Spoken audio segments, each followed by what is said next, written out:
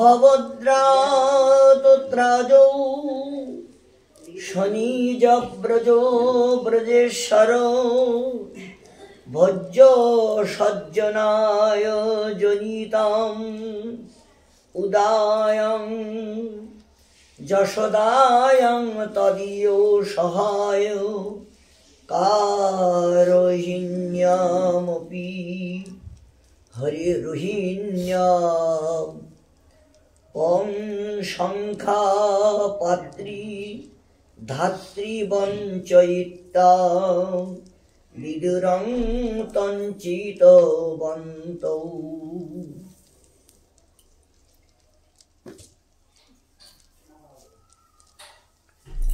শ্রী শ্রী গোপাল চম্পু নবম সর্গ। শ্রীমন মহাপ্রভুর কৃপাপাত্র শ্রী জীব গোস্বামী চরণ তিনি আস্বাদন করাচ্ছেন।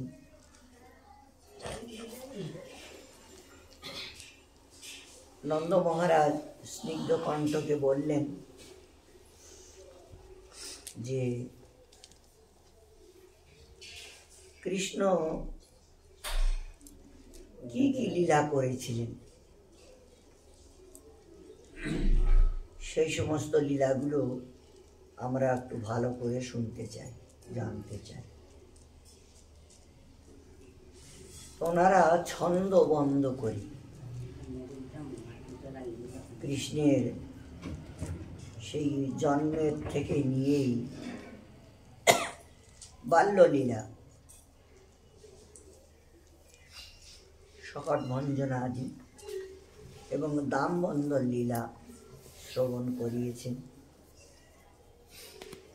এখন এর আগে কি হয়েছে সেইটা শুনতে চান। তার জন্য সমস্ত ব্রজবাসীও খুব আগ্রহ হলেন যে হ্যাঁ, আমরাও শুনতে চাই। তোমাদের মুখে খুব ভালো লাগছে, কারণ তোমরা নারদ মুনির শিষ্য,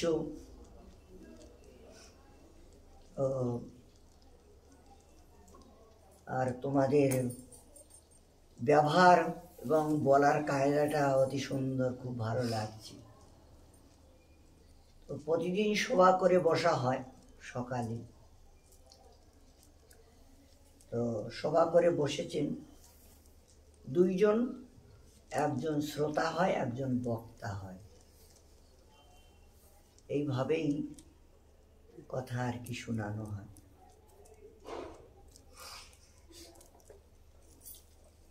ওনার সেই আত্মীয় সকলে শহীদ ব্রজেশ্বরের খাদ্য সামগ্রী সম্পাদন করিবার জন্য যশোদা সহর্ষে ব্যক্ত হইলেন এবং রোহিণীও তদীয় সাহায্যকারিণী হইলেন। মানে প্রসাদ পাওয়ার পরে রাজসভায় বসবেন। ধাত্রীগণ গমনাদি বিষয়ে যে আমাদের প্রতিবন্ধক হইবে এইরূপ ভাবে ধাত্রীদিগকে আশঙ্কা সম্পদ বিবেচনা করে তাদিগকে বঞ্চনা করিয়া এই আপনার ভ্রাতুষ্পুত্র দুইটি অত্যন্ত দূরদেশে গমন করিয়াছিলেন। ওনাদেরই বংশেরই এই দুই ছেলে, স্নিগ্ধ কণ্ঠ আর মধুকণ্ঠ। এখানে ভ্রাতুষ্পুত্র বলেছেন, মানে ভাইয়ের পুত্র। তো ওরা ওদের মুখে কৃষ্ণ কথা শোনার জন্য। আচ্ছা, ধাত্রীগণ ওনারা বৃদ্ধা, এখন সেই বুড়ো মানুষের কথা শুনতে গেলে আর তাদের সেবার অপেক্ষায় থাকলে তখন আবার ওদিকে দেরি হয়ে যায়। এই জন্য রোহিণী মাতাকে বললেন যে তুমি তাড়াতাড়ি করে খাবারের ব্যবস্থা করো, আর আমরা তাড়াতাড়ি খেয়ে সেই রাজসভায় যাব।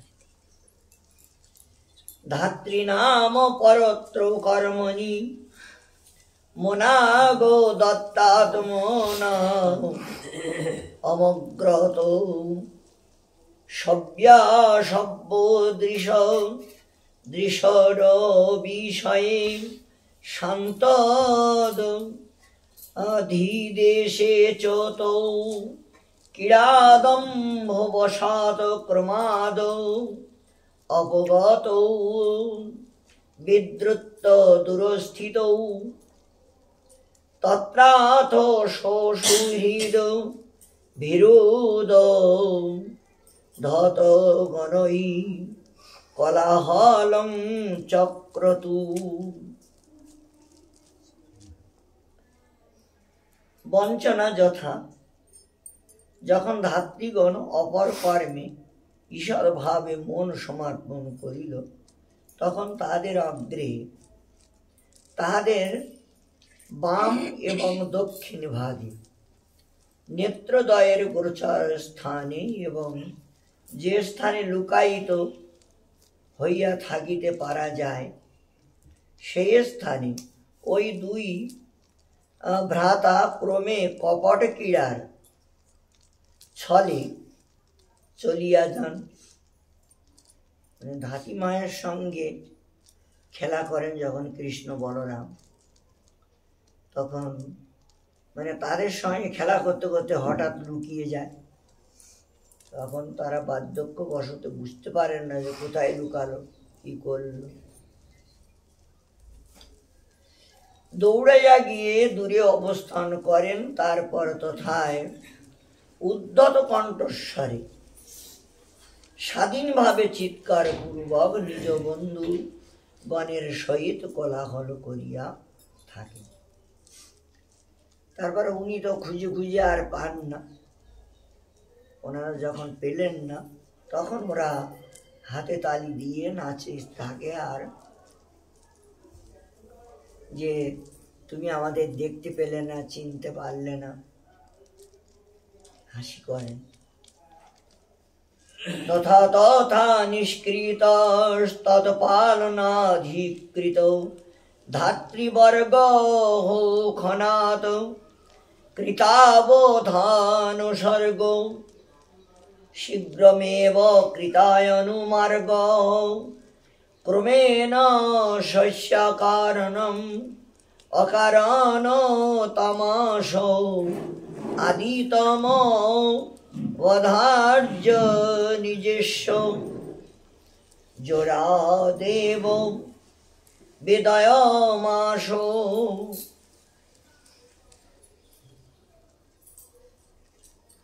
তারপর ওই বালকদ্বয়ের রক্ষা কার্যে যে সকল ধাত্রী নিযুক্ত ছিল, তারা রূপে সটতায় প্রতারিত হইয়া ক্ষণকাল পরে অবদানপূর্বক ইয়া শীঘ্রই অনুসন্ধান করিল এবং ক্রমে ক্রমে অনেকক্ষণ পর্যন্ত রামকৃষ্ণের নাম ধরিয়া যে আহ্বান করা হইয়াছিল, তাহাও বৃথা হইয়াছিল।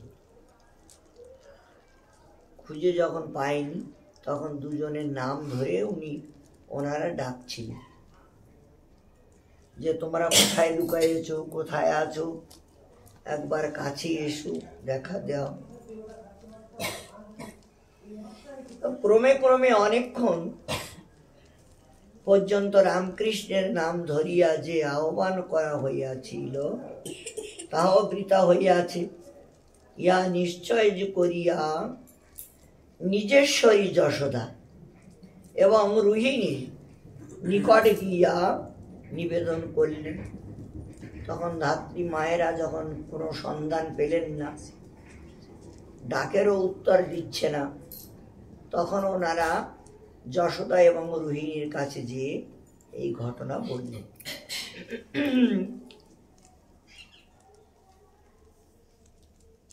তাবর্চ ততোऽপ্যায়তি দূরং গম্ভীর সরিত তীরং গতাবা কর্ণ পুন অপুতনা অসূদন অপ্রসূ রামম রামম্ব অলমেব তয়ো সংকলনায় চালয়ামাশো হন্ত ন জানে খলবর্জুন যুগল বর্দুর্জন প্রয়োজ্য মানতয়া কচিদান উকহ বা নদ্য বরহ বা স্খলিত ইতি মই পাক কর্ম বিপাক অবরুদ্ধায়ং সত্তরং তমেব স্বয়ং যাহিতি।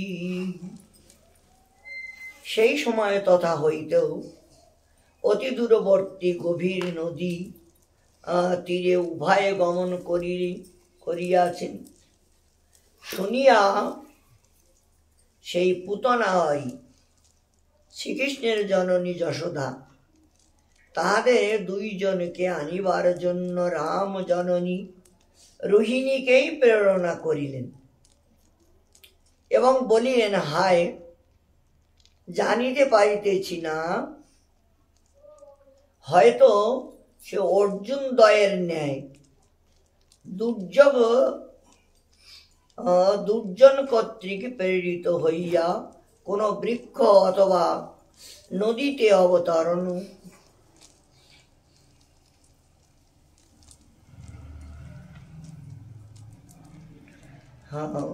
হইবার পথ স্খলিত হইবে।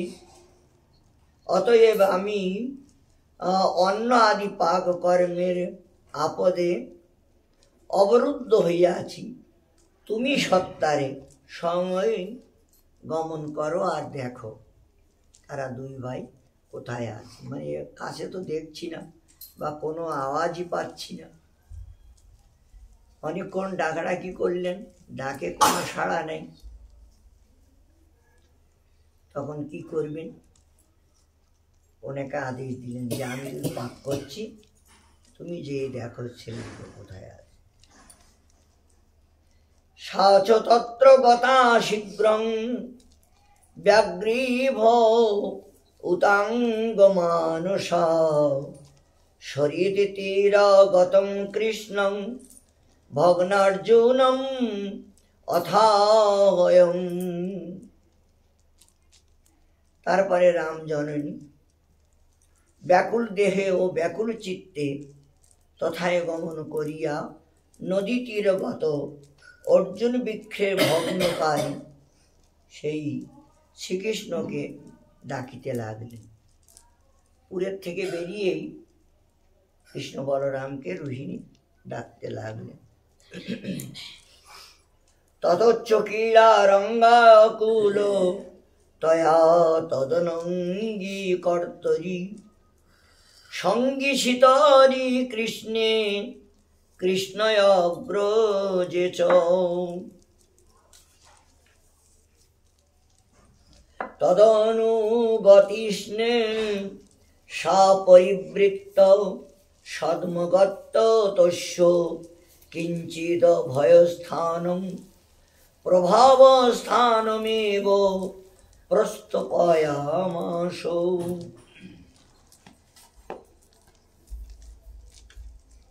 তথাপি ক্রীড়ারঙ্গে আকুল হইয়া সঙ্গীজনের নিয়ন্তা শ্রীকৃষ্ণ রোহিণীর আহ্বান অঙ্গীকার করিলেন। মানে উনি যখন ডাকডাকি করছিলেন উনি সাড়া দিলেন না। এবং বলভদ্র শ্রীকৃষ্ণের ওই ইচ্ছা অনুবর্তী হইয়া গ্রাহ্য করিলেন না। তখন রোহিণী পরাবৃত্ত হইয়া গৃহে আগমন করিলেন এবং তাহার জননী ব্রজেশ্বরীকে প্রেরণ করিলেন। মা রোহিণী ডাকলেন, তা মানে যেন কর্ণপাতই হল, কর্ণে ডাক প্রবেশ করি। খেলায় মেতে আছে তো খেলায় মেতে আছে, ওনার সঙ্গে গেলেন না। শেষে রুহিণী দেবী কি করবেন, যে না আমি যাই, আমি যেয়ে যশোদাকে বলি, তাহলে যশোদা এসে পুত্রদ্বয়কেই নিয়ে যাবে। যেহেতু ব্রজেশ্বরী উভয় বালকের পক্ষেই কিঞ্চিত ভয়ের কারণ, অর্থাৎ রোহিণী অপেক্ষা যশোদাকে উভয়ে কিছুই ভয় নাই এবং কিছু ভয় করেন।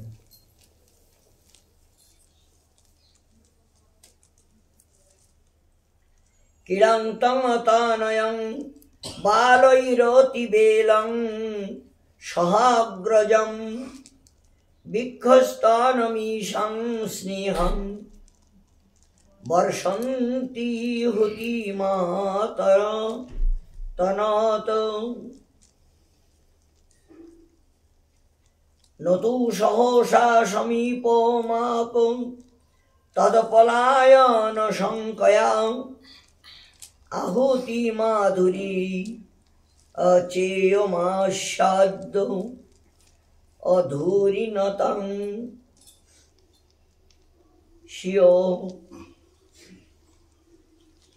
নিয়তাং নিয়তাম। তারপর তার মাতা গমন করিয়া বালকগণের সহিতে এবং রামের সহিতে শ্রীকৃষ্ণ ক্রীড়া করিতেছেন দেখিয়া স্তনদুগ্ধ ছলে স্নেহ বর্ষণ করে আহ্বান করিতে লাগিলেন।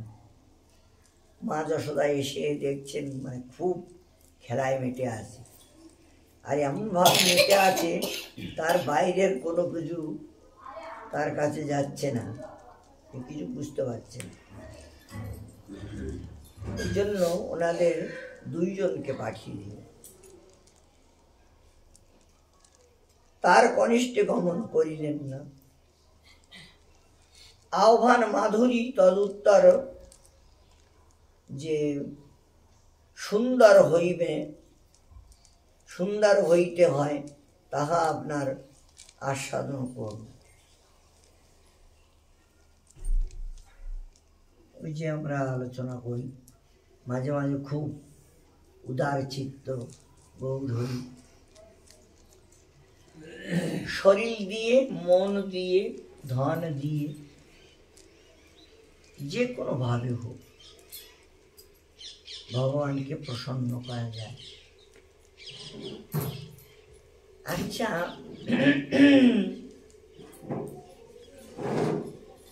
অনেকে বলেন যে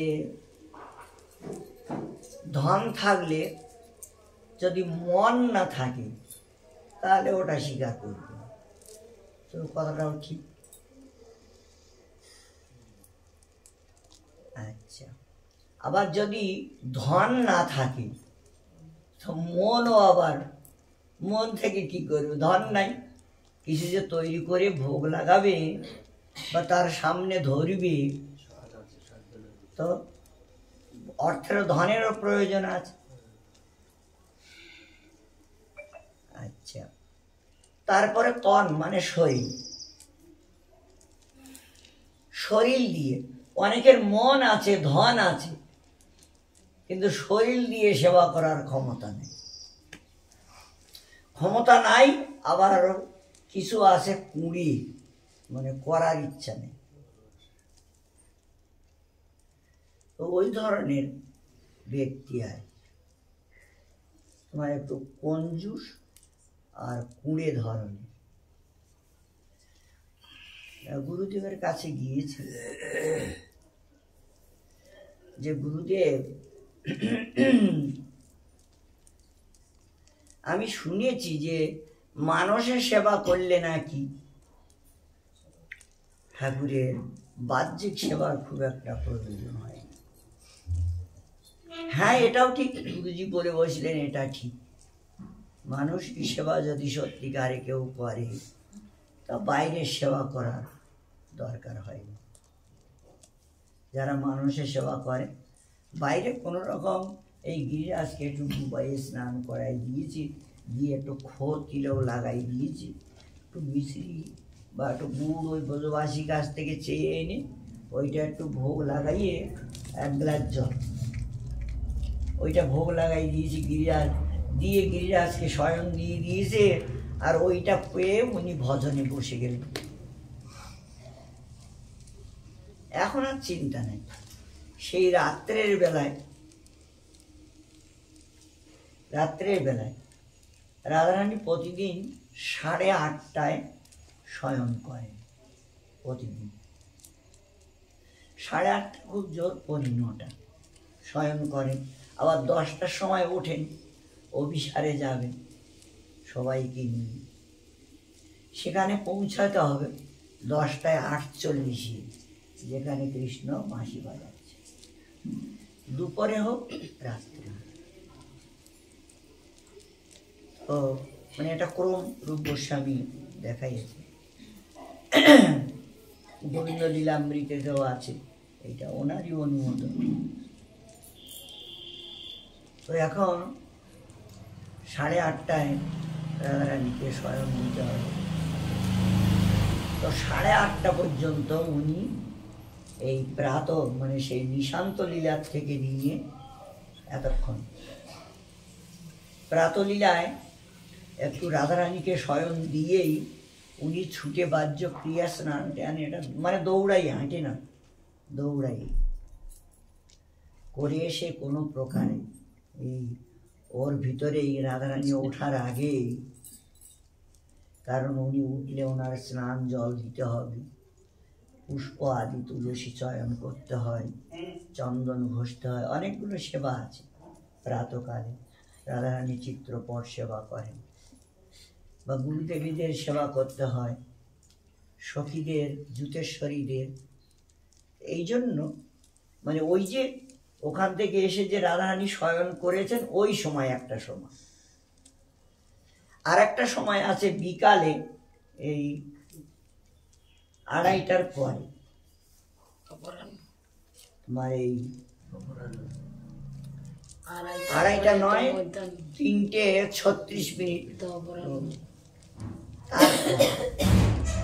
তো 3:30 উনি ঘরে আসেন, তারপরে হাত পা ধুয়ে শয়ন করেন। ও স্নান করার দরকার হলে এইখানে আধা ঘন্টা সময় আছে, আবার উঠে হাত মুখ ধুয়ে কাপড় চোপড় ছেড়ে আবার রান্না করতে হয় কৃষ্ণের জন্য, অমৃত কেলি আদি বানাতে হয়, নন্দগ্রাম পাঠাতে হয়, এগুলো বানিয়ে। ওনার তো বেশি বিশ্রামেরও সময় নেই, উনিও ব্যস্ত মানুষ। সখী মঞ্জরি সবাই ব্যস্ত, মানে ডাক দেওয়ার আগেই রেডি হয়ে থাকতে হবে। এ নাই যে সে এসে করবে আর তুমি নাক দেখাও, ওখানে আগে রেডি হয়ে থাকতে হবে। আর এরকম চিল্লাচিল্লি কথা বলার তো ওখানে নিয়ম নাই, ওখানে সব ইঙ্গিতে হচ্ছে। ইঙ্গিতে সবার সেবা সবাই সব ইঙ্গিতে করছে, ইঙ্গিতে বলছে, এক একজনকে এক একটা সেবা করতেই ইঙ্গিতে বলে হবে, ইঙ্গিতেই সেবা করছে। তো রাধারানী যাকে আদেশ করবেন সে সেই সেবা করবে। তো এগুলো আমরা অনেকটা আগে চলে গেলাম। আচ্ছা যাক, তো রাধারানীর সেবা সখীদেরকে নিয়ে রাত্রে যে শয়ন করা হয়, শয়ন করানো হয় 8:30টায়, 9:15টায় রাধারানীকে শয়ন করানো হয়। ওই সময় যে সময়টা থাকে ওই সময় হয়তো মাদুপুরি করতে গেল, যাত্রার ঘরে মাদুপুরি করলে হবে না, খাইলে ভজনে অনুকূল হবে না। ব্রাহ্মণ এবং বানিয়া মানে বৈশ্য, এক ব্রাহ্মণ হতে হবে আর এক বৈশ্য হতে হবে। আর তাদের কৃষ্ণ মন্ত্রে দীক্ষিত কিনা সেটা আবার দেখতে হবে। তারা রাধাকৃষ্ণের ভোগ লাগায় কিনা। যদি কৃষ্ণ মন্ত্রে দীক্ষিত হয়, রাধাকৃষ্ণের ভোগ লাগায়, তাহলে তার বাড়িতে মাদুপুরি করতে হবে, তার বাড়ির থেকে মাদুপুরি আনতে হবে। আর তাদের বাড়িতে মাদুপুরি করতে গেলে তারা খুব যত্ন করেই মানে ওই প্রসাদটাই ওরা ধরে রাখে, ভোগ লাগিয়ে ধরে রাখে যে কোনো সাধু শান্ত আসে কিনা। যদি আসে তো ওই প্রসাদী রুটিটা ওরা একটা নিয়ে নেয় প্রথমে, তারপরে ওখান থেকে প্রসাদীটাই দেয়। তো ওতে কি হয়, ভজন ভালো হয়, ভজনে অনুকূল হয়। আর এই যেগুলো হাত ধোয় না, কাপড় ধোয় না, এইগুলোর খাইলে, এগুলোর হাতে খাইলে ভজন সাধন কিচ্ছু হয় না, এগুলো ভূতের দ্বারে। তো মাদুপুরি করে নিয়ে আসলে এসে ওরে তো রাধারানী তো এখনো মনে হয় সখীদের সঙ্গে কথাবার্তা বলছেন। এই তখন মাদুপুরিটা টাঙাই দিয়েছে খুঁটির গায়ে। মহাজনের আবার পদ লিখেছেন, ভারী ভরা চাঁদের আরতি বলি ভাজে সঙ্গীত মধুর রসদ, মানে এখন কীর্তন হচ্ছে আর ওই। তো বাবাজি মহারাজ আপনার গিরিরাজ যে ওই কম্বলের তলায় শুয়ে রয়েছে, আপনি ওকে উঠালেন না? ঢেকে দিয়েছে সকালবেলা, একটু মিশ্রি বা চিনি জল দিয়ে ঢেকে দিয়েছে, ও আর উঠানো হলো না। এখন মানে এই চলছে, কীর্তন চলছে। তারপরে আবার পদাবলী, মহাজনের পদাবলী কীর্তন করবে।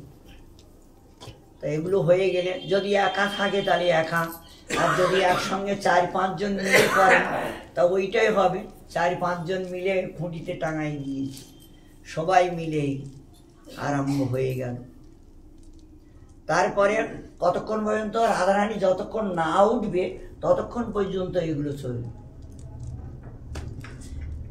তারপরে রাধারানী ওঠার মতো হয়ে গেছি, এই তখন তাড়াতাড়ি করে ঝোলাটা বের করে কে কি এনেছো দেখো। এই তারপরে দেখলো বেগুন, গোবি, গাজর, এই সব এখন ফেলে দেওয়া। সি সি সি, এটা আবার কীরকম হলো? এদের বাড়িতে মনে হয় অন্য কেউ এসেছি, যার জন্য এই পরের দিন যেই আরে তোমরা আবার এ কী করলে, সে তো খাবার মতন সব ফেললি। ও আমার বৌমা করেছিল কালকে, ও বলে আমাদের মেয়েটা করেছে, ও অনেকে রাগ করে ছাড়িয়ে দিল মাদুপুরি, যে না এদের হাতে মাদুপুরি খাওয়া যাবে না। তো এখন কি করতে হবে, একটু খিচুড়ি, মানে একটু ডাল চেয়ে আনতে হবে, আর একটু চাল চেয়ে আনতে হবে, খিচুড়ি। একজন বললো খিচুড়ি আমার ভালো লাগে না। আচ্ছা তোমার যা ভালো লাগে, তা উনি আবার আটা চেয়ে আনলেন। জঙ্গলে কাল লাকড়ির তো অভাব নেই, আটা চেয়ে আনলেন। সনাতন গোস্বামীর মতো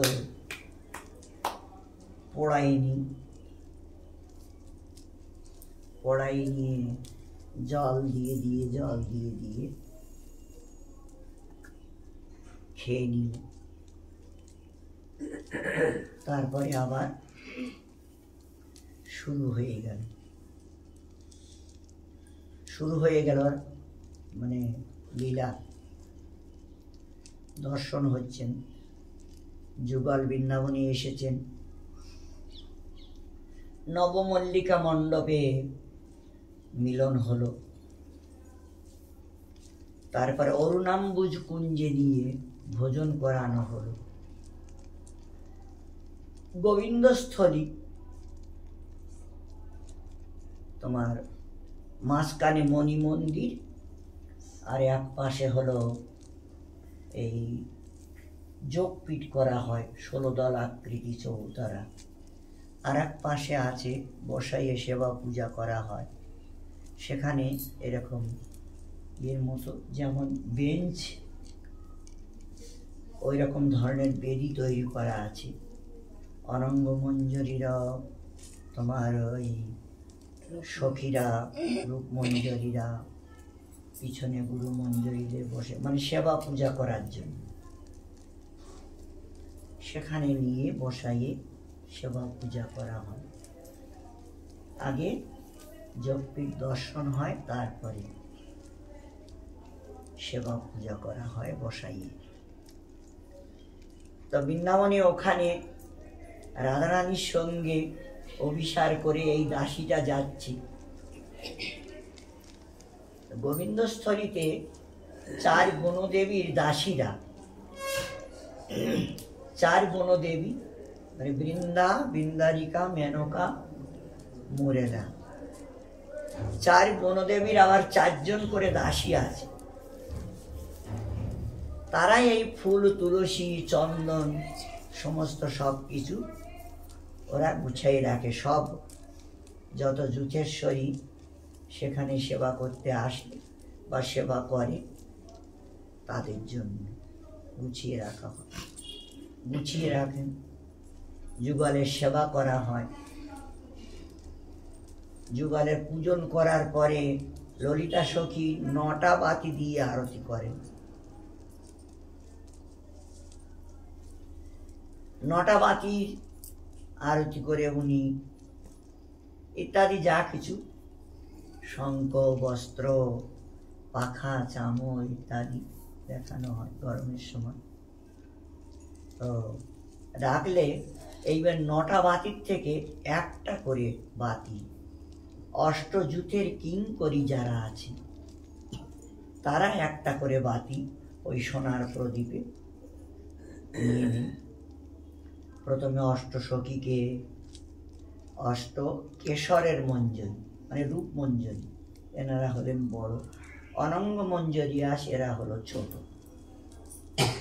এনাদেরকে দেখালেন, তারপরে এই রূপ মঞ্জরীদের, তারপরে অনঙ্গ মঞ্জরীদের ওনাদের দেখালেন।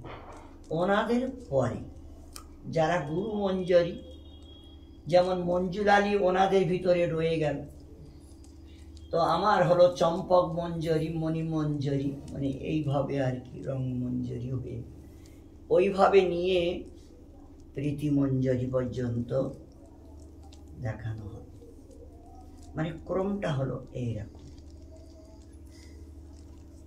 তো সেবা পূজা যখন সমাপ্ত হয়ে যায়, তারপরে যুগলকে নিয়ে বন বিহার করানো।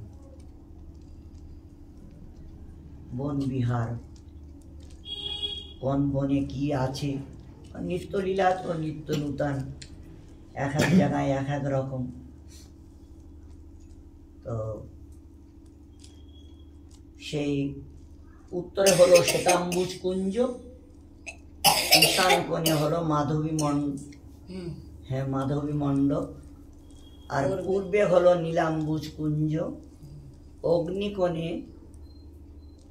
মালতী মণ্ডপ, দক্ষিণে হলো অরুণাম্বুজ কুঞ্জ, আর নৈঋত কোণে হলো নবমল্লিকা মণ্ডপ, আর পশ্চিমে হলো হেমাম্বুজ কুঞ্জ, বায়ু কোণে হলো স্বর্ণজ্যোতি মণ্ডপ।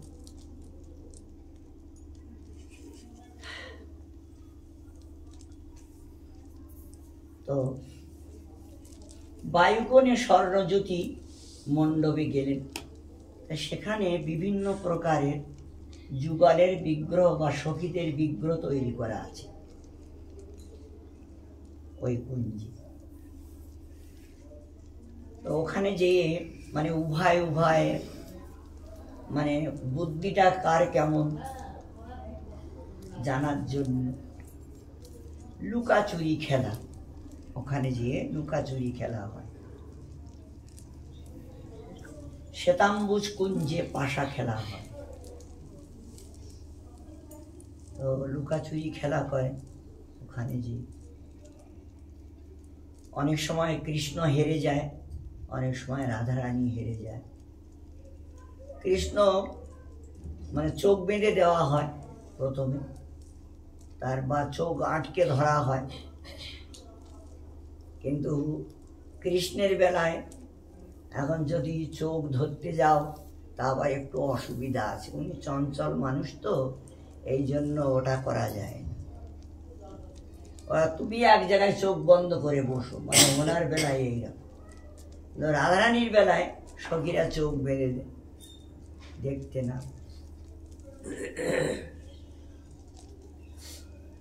তো কৃষ্ণ অন্বেষণ করে বেরিয়ে করে, তো কৃষ্ণ মূর্তি আছে, নয়ন খুলে দেয়, তখন আর কি।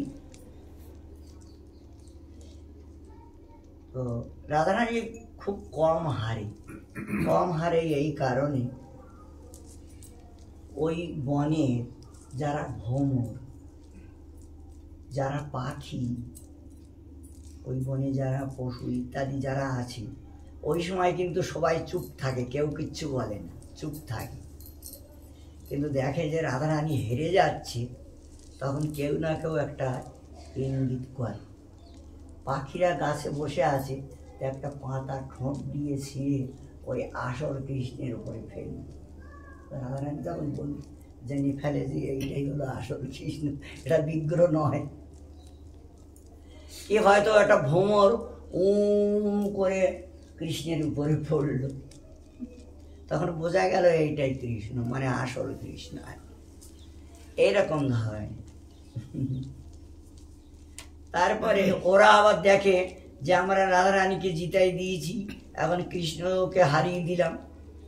আবার কৃষ্ণকে যদি না জিতাই তা উনি আবার মনে কষ্ট পাবেন, সবাইকে নিয়ে আবার আমাদের এখানে আসবেন না, লীলা করবেন না। না না, এটাও করা ভালো নয়। এই তখন কোনো একজন ভ্রমর আর কি করতে করতে রাধারানীর পাশ দিয়ে যাচ্ছে। কৃষ্ণ তখন বুঝতে পেরেছে এইটাই হলো রাধারানী, মানে এইরকম। আর এটা একটা বিশেষ আনন্দ আছে ওনাদের। পণ রাখা হয়, মানে পণ রাখা হয়। সখীরা ওখানে যে হেরে যাবে তাকেই মানে আলিঙ্গন দিতে হবে, যার যে জিতে যাবে তাকে আলিঙ্গন দিতে হবে, তাকে সাজাতে হবে, তাকে পূজন করতে হবে। মানে এই জন্য কৃষ্ণ খুব করে মানে জেনে শুনেই হারে, মানে এই সুযোগগুলো আর কি নেওয়ার জন্য। এই ধরনের তো এই লীলাগুলো মানে যারা স্মরণ করে, যে কথাটা আমরা প্রথমে এসেছি, যারা লীলা স্মরণ করে তারাই এইগুলো চিন্তা করে, ভাবে। লীলা দর্শন মানে চিন্তন করছেন, ভাবছেন। তো আপনি বিশ্রাম করবেন না? হ্যাঁ, বিশ্রাম করব যখন রাস আরম্ভ হবে তখন। তো ওটা জানা হয়ে যায় যে রাস হবে, রাসের পরে স্নান হবে, তারপরে বিশ্রাম হবে। তো অনেকেই ওই স্নান পর্যন্ত, স্নান বিশ্রাম মানে 3টে পর্যন্ত, 3টে পর্যন্ত এই লীলাটা চলছে বা চলে প্রতিদিন। 3টে পর্যন্ত চলে, আবার 4টের সময় পূজারীগুলো 4টের সময় আবার ঘন্টি বাজাচ্ছে। 3টের সময় শুয়েছে যুগল, আর 4টের সময় ওরা ঘন্টি বাজাচ্ছে, পূজারীগুলো উঠে। এখন কি করবে? ওই জন্য উনি একটা ব্যবস্থা রেখেছেন, বিগ্রহ, পূজারী বিগ্রহকে জাগাবে, চিত্রপটকে জাগাবে, আর ওকে নিয়েই এইগুলো করবে। আসল স্বরূপটা মানে বিশ্রাম করছেন, আর বিগ্রহ স্বরূপে সেবা চলছে, সেবা করছে পূজারী। ঠাকুর, এখন তুমি যদি ওখানে বিগ্রহে না থাকো তাহলে শুধু পাথর পুজে কি করে হবে, সন্তুষ্ট কি করে করা যাবে? ভোগ লাগালাম, তুমি কোনো কিছু পেলে না, তাহলে কি করে হবে? এখন ঘুমিয়ে পড়ে যাচ্ছে, পদে আছে, ঘুমিয়ে পড়ে যাচ্ছে আর কি, ঢুলে ঢুলে পড়ছে। ও জাগিয়েছি, ঘুমটা পোষায়নি, ঘুমটা হয়নি। তা এখন ঘুমের ঘরে মানে কিছু একটা দিল, তা একটু চিবালো, চিবাই তারপরে দিয়ে দিন। ঘুমাতে জল একটা হলো এই ভাব। আর একটা ভাব আছে যে ওনার অনন্ত স্বরূপ। তো অনন্ত স্বরূপ, একটা স্বরূপে সেবা নিচ্ছে, আর একটা স্বরূপে সেবা করছে, আর একটা স্বরূপে নাচছে, আর একটা স্বরূপে গাচ্ছে। মানে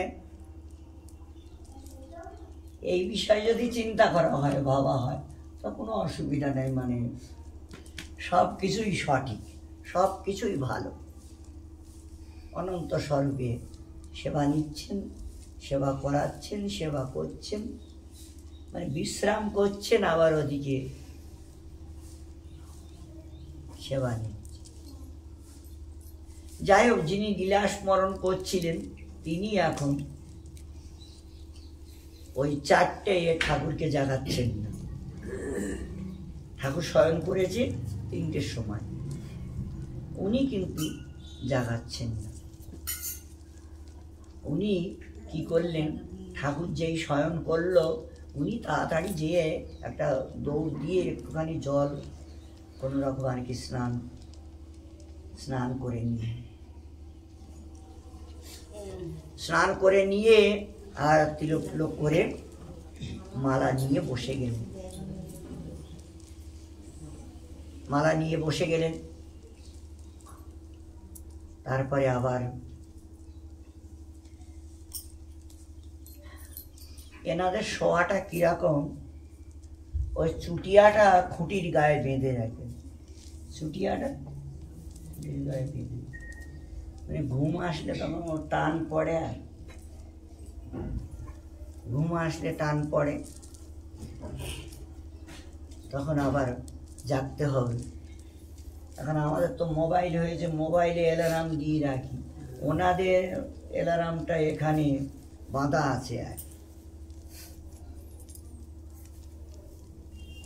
সর্বনাশ, মনে হয় ঠাকুর এতক্ষণ উঠে গেছি, কিন্তু জল তো দিলাম না, মুখ ধোয়ার জল কই দিলাম, সে কাপড়টা, মুখ মোছার কাপড়টা কই দিলাম।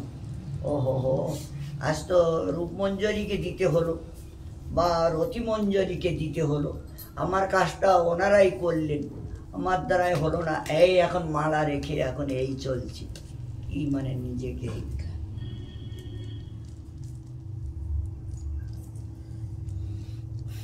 আনতে লাগলেন।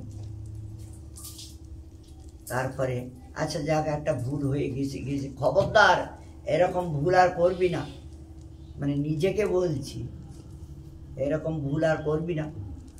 দেখ এখন কি হচ্ছে, যুগল কিভাবে শুয়ে আছে, সখীরা দর্শন করছেন গৌভাগ্যরন্ধ্র দিয়ে, তারপরে ওনারা কি বলতে চাচ্ছেন, যুগল কেমনভাবে শুয়ে আছেন, মানে এক এক দিন এক এক রকম ভাবে শয়নে থাকেন। তো ওইটাই দর্শন।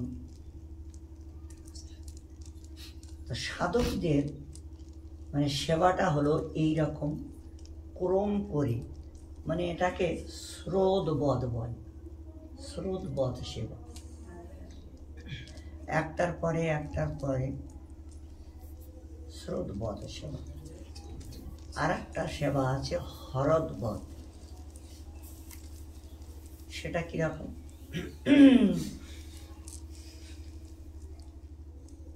আমাদের কালিদয়ে সিদ্ধ জগদীশ বাবার একজন শিষ্য, তিনি প্রাতলীলা স্মরণ করতে যেয়ে রাধারানী স্নান করে বেদির ওপরে বসেছেন, আর উনি মানে চরণে আলতা পরাবেন বলে একটা বাটিতে, সোনার বাটিতে আলতা নিয়ে আর একটা তুলি তৈরি করেছেন, একটা লাকড়ির মাথায় তুলি তৈরি করে ওতে ডুবাইয়ে রাধারানীর চরণটা মানে হাত দিয়ে ধরে যখনই আর কি এই ডান পায়ের বুড়ো আঙুলের এখানে টান দিয়েছে, মানে লাল হয়ে গেছে। তো আলতা তো লাল তো হবেই, কিন্তু উনি ভাবলেন যে আমার ওই তুলি তৈরি করাটা ভালো হয়নি, তুলিটা মনে হয় শক্ত ছিল, এই জন্য রাধারানীর পায়ে ঘষা লেগে ওনার পাটা লাল হয়ে গেছে। এই এখন আর কান্না বন্ধ হয় না, শুধু ওইটাই চিন্তা হচ্ছে আর ওইটাই ভাবছেন। প্রতিদিন এরকম 4টের সময় ক্লাস হয়, বাবা আর কি 4টের সময় বসে ব্রজলীলা আলোচনা করেন। 4টের সময় ওই সেবকটাও এসেছি, এসে খুব করে কাঁদছে বাবার চরণে ধরে। কি ব্যাপার? তার বাবা আজকে আর কিচ্ছু হয়নি, নামের সংখ্যা মানে প্রতিদিন 3.5 লাখ নাম জপ করতে হবে, একবার আহার করতে হবে, মানে এটা হলো নিয়ম বলি আগে। 3.5 লাখ নাম আর একবার সেবা করা, আর সব সময়ের জন্য লীলায় থাকার জন্য চেষ্টা করতে হবে নিজের সিদ্ধ স্বরূপে। এইটা অভ্যাস না করলে তো হবে না, এটা অভ্যাস করতে হবে, প্রতিদিন করতে হবে। প্রতিদিন করতে করতে করতে করতে তবেই এইটা মানে কতদিন লাগবে তারও কোনো নিশ্চিত নাই, কারণ মনটা তো চঞ্চল, কতক্ষণ সে থাকবে লীলার ভিতরে। বারবার ঘুরিয়ে রাখার জন্য এটা অভ্যাস করতে হয়। উনি অভ্যাস করেছেন, মানে এখন ঘটনাটা হয়েছে এই, মানে নামের সংখ্যার পূরণ, মানে ওই যে ওই দুঃখে যে আমি কত বড় ভুল করলাম, রাধারানীর চরণে আঘাত দিলাম, চরণে ব্যথা দিলাম, চরণটা লাল হয়ে গেল, এই মানে এখন আর হরিনাম আর সারাদিন হয়নি, সংখ্যার পূরণ হয়নি, শুধু ওইটাই ভাবছে আর ওই নিয়ে কাঁদছে। সন্ধ্যার আগে বাবার কাছে এসে চরণে ধরে ওই কথাটাই বললেন, আর মানে খুব কাঁদছি। বাবা তখন ওকে হৃদয়ে ধরলেন যে তোকে চেলা করা আর সেবা শিখানো আজকেই আমার সার্থক হয়েছে, তোকে চেলা করে আর সেবা শিখাইয়ে আজকেই সার্থক হয়েছে। তুই যে মানে রাধারানীর চরণে আলতা পরাই দিয়েছিস, আর যে অনুতপ্ত, আলতা লাল তার চরণও লাল, এই যে অনুতপ্ত মানে এর জন্য যে সারা দিনটা যে ওর ভিতরেই তুই যে ঢুকে আছিস, মেতে আছিস, সারা দিন যে তুই কাঁদছিস তার চরণটা নিয়ে, আমি তোকে কোথায় রাখবো? তাহলে বুকে জড়িয়ে বুকে জড়িয়ে ধরলে, ধরে খুব করে কাঁদতে লাগলে, গুরুদেব আমি তো কোনো সংখ্যা রাখিনি, সংখ্যার দরকার নাই, সংখ্যা যতক্ষণ পর্যন্ত এইটা না হবে ততক্ষণ সংখ্যা, আর এইটা হয়ে গেলে আর সংখ্যার দরকার নেই, সংখ্যা পূরণ হয়ে গেছে।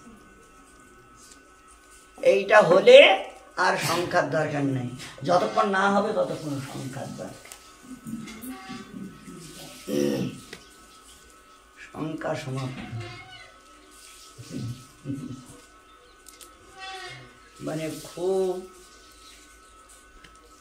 শুনিয়ে ওরও খুব ভালো লাগলো, রে তাহলে খুব ভালো হয়েছে, কালকে তাহলে আর একটু সুন্দর মানে এখন সুন্দর এসেছি, সুন্দরতা এসেছি, এতদিন ওই রকম সুন্দরতা আসেনি, শুধু মার্জন চলছিল, মার্জন চলছিল, কিন্তু এখন সুন্দরতা এসেছে। আর ওইটা হলে আর এই সংখ্যার দরকার নাই, তো এখন আর দরকার নেই, এখন চলছে কি সেবা, নিজের স্বরূপে সেখানে থেকে সেবা।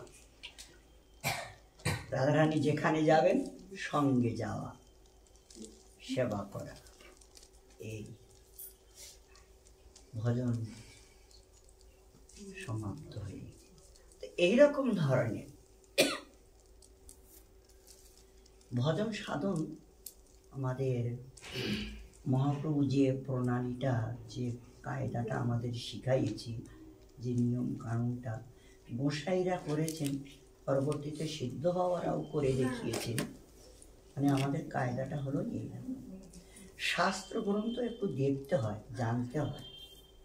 জানলে ভালো, আবার বেশি জানা ভালো না। যেটা জানলে মনটা কঠিন হয়ে যায়, হৃদয়টা আদ্রীভূত না হয়, ওই রকমটা ভালো না। যাতে হৃদয়টা গলে যায় ওই ধরনের শাস্ত্র একটু পড়লে ভালো। তো ওই ধরনের শাস্ত্র পড়তে গেলে আমাদের গোসাইজির শাস্ত্র ছাড়া অন্য কোনো শাস্ত্র দেখতে হবে। গোসাইদের শাস্ত্র দেখতে হবে, ওদের ভিতরেই। কারণ ওরা তো নিত্য সিদ্ধা, এখানে পুরুষ রূপ ধারণ করে এসেছেন, অথচ ওরা মূলেই ওখানকার কিঙ্করী, ওখানকার দাসী, মূলেই তো ওখানকার দাসী। তো ওরা ওদের সঙ্গ করে, মানে এদের সঙ্গ করলে কি হবে, এদের কথা পালন করলে কি হবে, তোমাকে ওইখানেই নিয়ে যাবে, ওইখানেই বাস হবে। আর অন্য গ্রন্থ যদি পড়ো, অন্য গ্রন্থ যদি দেখো, তাহলে তোমাকে ঘুরাই ফিরাই অন্য জায়গায় নিয়ে যাবে, অন্য জায়গায় দেখাবে, অন্য জায়গায় বলবে। এই জন্য মানে গোসাইদের গ্রন্থ আস্বাদন করতে হবে। সব সময় ব্রজে থাকার জন্য শরীর অন্য জায়গায় থাকুক, কিন্তু মন বুদ্ধি চিত্ত সব সময় ব্রজে থাকতে হবে, লীলায় থাকতে হবে। তবেই মানে এই ক্রমগুলো করা যাবে, ক্রমগুলো শিখতে হবে আগে, তারপরে করতে হবে, ধীরে ধীরে অভ্যাস করতে হবে, অভ্যাস করে তারপরে সেখানে প্রবেশ করার জন্য চেষ্টা করতে হবে, তবেই সার্থক হবে। দীক্ষা নিলাম, মন্ত্র স্মরণ করি না, মালায় কোনো সংখ্যা নাই, আহারের কোনো ঠিক নাই, তারপরে সাধু সঙ্গ তো হয়ই না।